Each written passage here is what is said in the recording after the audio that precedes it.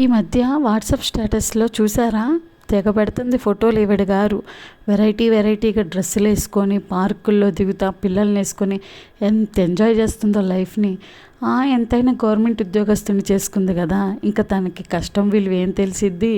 చక్కగా డబ్బులు ఇస్తాడు, చక్కగా ఎంజాయ్ చేస్తూ చక్కగా పిల్లల్ని తీసుకుని తిరిగిద్ది. పిల్లలు వాళ్ళు ఎంత ఎంజాయ్ చేస్తున్నారో. ఎంతైనా గవర్నమెంట్ సొమ్ము కదా, తినబుట్టారులే వీళ్ళు. ఎంత బాగా ఎంజాయ్ చేస్తున్నారో చూసావా. వెరైటీ బట్టలు వేసిద్ది. అసలు ఇంకేం తక్కువ వీళ్ళకి, సంతోషమే సంతోషం.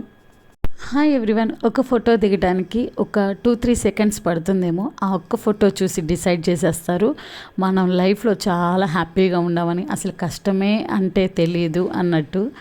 కానీ వాళ్ళకేం తెలుసు, గవర్నమెంట్ ఉద్యోగం చేసే వ్యక్తికి కూడా కుటుంబం ఉంటుంది.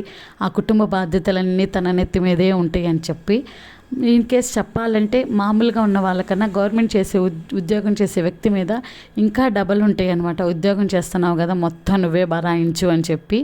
అది అనుభవించే భార్యలకే తెలుస్తుంది కానీ పక్కన వాళ్ళకి తెలియదు కదా. ఈ విషయం వాళ్ళకి ఎప్పటికి అర్థమవుతుందో ఏమో. అనుకునే వాళ్ళని మనమేం చేయలేం కదా.